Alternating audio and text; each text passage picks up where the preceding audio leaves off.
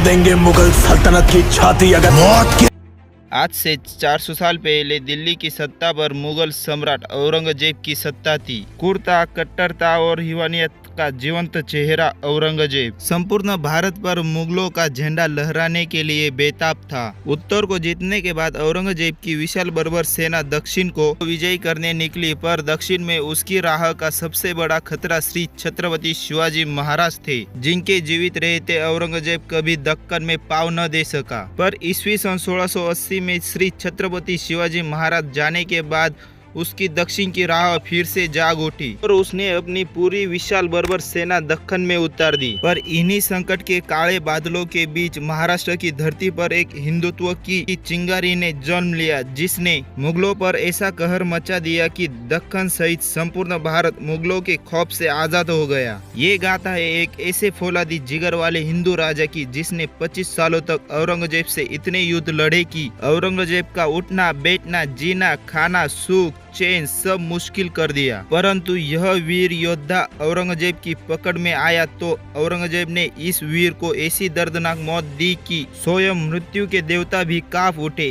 तो आइए मैं आज आपको सुनाता हूँ ऐसे वीरता की वह भैरव कहानी, जिसको सुनकर गिदड़ भी शेर बन जाए। रोबीला अंदाज, हाथ में भवानी और तिलकधारी मस्तक वाले उस हिंदू योद्धा का नाम था श्री छत्रपति संभाजी महाराज। पर कौन थे छत्रपति संभाजी महाराज, जिन्हें इतिहास के पन्नों में हिंदू वीर के नाम से नवाजा जाता है? महाराष्ट्र की धरती से हिंदू हुकूमत का बिगुल फूंकने वाले छत्रपति संभाजी महाराज एक अजय प्रतापी योद्धा थे। वो एक भवंडर था जिसने 9 सालों में 120 लड़ाइयाँ लड़कर मुगलों की सत्ताएं हिला दी। वो परम स्वाभिमानी शिवभक्त था, जिसकी भुजाओं से दिल्ली की सल्तनतें कांप उठी। 60 किलो की तलवार लेकर वो रणभूमि में उतरता। 13 साल की उम्र तक 13 भाषाओं का ज्ञान प्राप्त था। शास्त्र का वह प्रकांड पंडित था, जिसने हिंदुओं के लिए कई शास्त्र लिख डाले। उसके खूंखार 20,000 योद्धा उनके एक इशारे पर मुगलों में मातम मचा देते। वह खुला घूमने वाला एक खूंखार हिंदू राजा था, जिसने गोवा से पोर्तुगीजों को उखाड़ डाला। बीजापुर और गोलकुंडा के सुल्तान उसकी तलवार के आगे खामोश रहते और औरंगजेब को अपनी जूती पर रखता। परंतु अपनों के गद्दारी के कारण ये वीर औरंगजेब की पकड़ में आया, जिसके बाद औरंगजेब ने बड़ी बेरहमी के साथ उसका हाथ काटा, पैर काटा, जीभ काटी, आंखें फोड़ डाली, खाल उतार कर मिर्च भरी और उसके शरीर के टुकड़े टुकड़े कर दिए, पर भी वो झुका नहीं। तो परिचित होते हैं उस मराठा श्री छत्रपति संभाजी महाराज के बारे में। उम्मीद है आप इस वीडियो को लाइक जरूर करेंगे। तो चलिए शुरू करते हैं। ईस्वी सन 1680 में छत्रपति शिवाजी महाराज के जाने के बाद संभाजी महाराज को उनकी सौतेली माता सोहराई बाई ने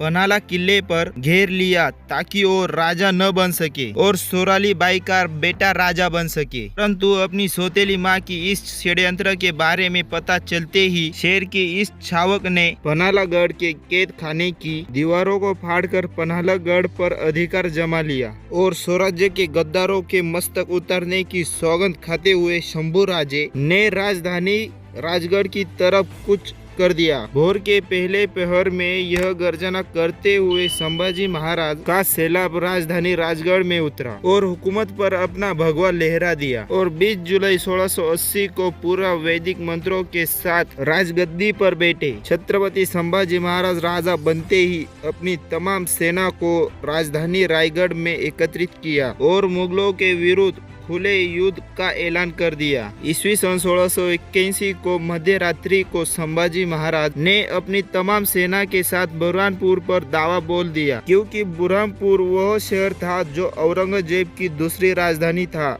इस नगर में एक सिर्फ औरंगजेब बल्कि का खजाना रखा था, बल्कि हजारों लाखों हिंदू जो मुगलों के विरुद्ध बगावत करते थे उन्हें कैद कर लिया था। रात्रि के घोर सन्नाटे में इस इलाके पर मराठे ने इस इलाके पर सामूहिक रूप से भयंकर दावा बोल दिया। संभाजी महाराज के नेतृत्व में मराठों ने यहाँ पर तैनात मुगलों को काट कर पूरे नगर पर कब्जा कर लिया था। संभाजी महाराज ने इस किले का पूरा खजाना लूट कर पूरे किले को धाराशायी कर दिया। मराठों ने जाते जाते इस पूरे नगर को तबाह कर डाला। मराठे के इस पराक्रम से औरंगजेब गुस्से से टनटना उठा और उसने अपने सबसे बेहतरीन सेनापति हुसैन अली खान को एक बड़े लश्कर के साथ मराठों की धरती पर उतारा। हुसैन कुली खान दिल्ली से यह कहकर निकला कि वो 3 दिन में मराठों को मसल कर देगा, पर वो 3 साल तक वापस नहीं लौटा क्योंकि संभाजी महाराज ने उस पर पूरा तगड़ा घेरा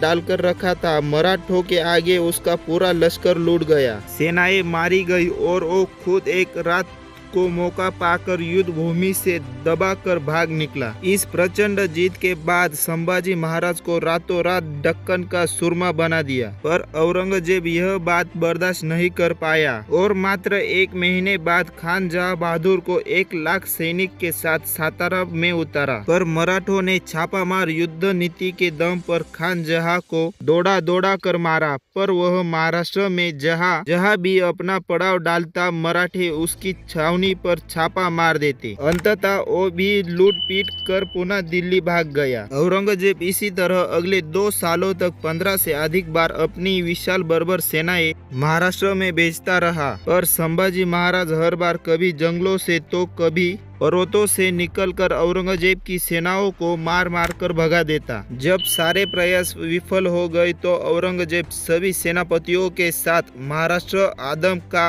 9 लाख का विशाल लश्कर 15 मनसबदारों का सेना के साथ औरंगजेब ने औरंगाबाद में अपना डेरा जमा लिया और आते ही औरंगजेब ने मराठों पर हमले और तेज कर दिए। ईस्वी सन 1682 को औरंगजेब की विशाल बर्बर सेनाएं रामशेठ के किले को घेर लिया। संभाजी महाराज किले के अंदर थे। 5 महीनों तक दोनों सेनाओं के बीच बड़ा भयंकर युद्ध चल रहा था, पर ऊंचे किले तक औरंगजेब की ना तोप पहुंच सकी ना तलवार, और अंततः वह थक हार कर वापस लौट गया। अपने किले पर हमले से नाराज छत्रपति संभाजी महाराज ने औरंगाबाद की मुगल छावनी पर छापे मारने शुरू कर दिए। ईस्वी सन 1684 को भयभीत औरंगजेब ने छत्रपति संभाजी महाराज को सबक सिखाने की ठान ली और उसने अपनी विशाल बर्बर सेनाएं उठाकर सीधे मराठों की राजधानी रायगढ़ पर चढ़ाई कर दी। और इस समय दक्कनी रियासतों के 2 मुस्लिम सुल्तान आदिल शाह और कुतुब शाह ने भी अपनी सेनाओं के साथ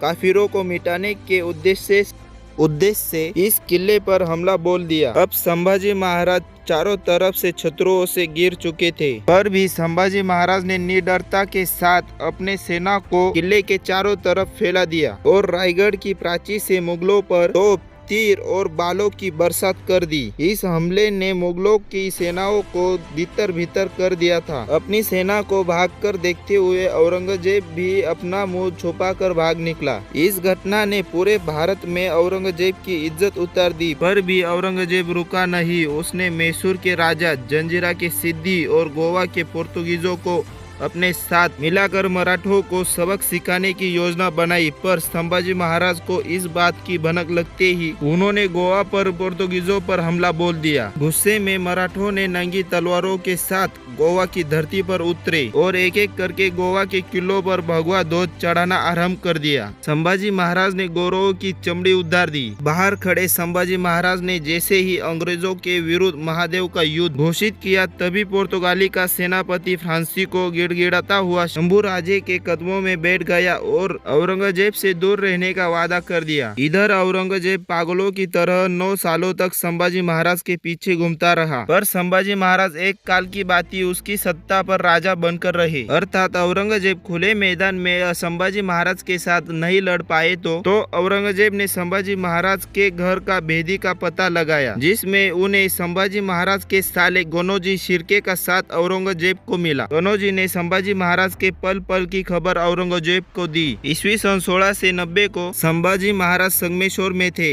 वो जनता की समस्या सुन रहे थे और इस समय उनके पास केवल 500 सैनिक थे। यह सूचना गनोजी ने औरंगजेब को दे दी और जिसके बाद औरंगजेब ने अपने सेनापति मुकरब खान को केवल 6000 सैनिकों के साथ और इस दिशा में भेजा और अपनों के गद्दारी के कारण ये शहर औरंगजेब की पकड़ में आया। पर भी संभाजी महाराज उधर भी रुके नहीं। उधर भी एक युद्ध हुआ, पर भी संभाजी महाराज और उनके सच्चे मित्र कवि कलश को पकड़ लिया। 9 सालों से खुन्नस खाए बैठे औरंगजेब के आदेश पर संभाजी महाराज और उनके मित्र कवि कलश उनको ऊंट पर लटका कर पूरे शहर में घुमाया गया और फिर इन दोनों को औरंगजेब के सामने हाजिर किया गया। औरंगजेब ने संभाजी महाराज से 3 चीजें मांगी। पूरा मराठा राज्य मेरे हवाले कर दो और मेरे गुलाम बनकर राज करते रहो। मेरे किले से जितना भी सोना और खजाना लूटा है मुझे वापस कर दो। और तीसरा, हिंदू धर्म छोड़कर इस्लाम अपना लो। पर भी शंभू राजे ने औरंगजेब की एक भी शर्त मानने को साफ इनकार कर दिया, जिसके बाद औरंगजेब ने ऐसी कुर्ता दिखाई कि दोनों वीरों को जेल में बंद कर दिया गया। और उसके बाद शंभू राजे और उनके मित्र कवि कलश ने अन्न जल का त्याग कर दिया। उसके बाद औरंगजेब ने ऐसी कुर्ता दिखाई कि नाखून काटने शुरू कर दिए और आंखों में मिर्च डालकर पानी के लिए तरसा दिया और जलती हुई सलाखें उनकी आंखों में घुसा दी, जिसके बाद उनके हाथ और पैरों की उंगलियां काटी गई। बालों को खींचकर उखाड़ दिया और फिर धीरे धीरे उनके शरीर का खाल उतारना शुरू कर दिया। उनका पूरा जबड़ा काट दिया गया। यह लगभग 40 दिनों तक चलता रहा। हर रोज उन दोनों के शरीर का एक एक अंग काटा जाता, पर भी हमारे शंभू राजे और उनके मित्र कवि कलश कभी झुके नहीं और अंत में उनके शरीर के टुकड़े टुकड़े को फेंक दिया गया। ऐसे थे हमारे असली शंभू राजे और उनके मित्र कवि कलश। सलाम है उन वीरों को जो उन्होंने हमारे स्वराज्य स्थापन के लिए इतनी दर्दनाक मौत से ली। शंभू महाराज और उनके मित्र कवि कलश, उनके बारे में अपनी राय दे के जाना और यह वीडियो अपनी हर एक दोस्त के पास भेजो। उन्हें शंभू महाराज के बारे में पता नहीं है। शंभू राजे स्वर्ग जाने के बाद क्या औरंगजेब ने मराठों पर सत्ता अपना ली और शंभू राजे की पत्नी येसुबाई को कितने दिनों तक कैद में रखा? ये सब सवाल के जवाब सुनने के लिए हमारे चैनल को सब्सक्राइब जरूर करना। धन्यवाद।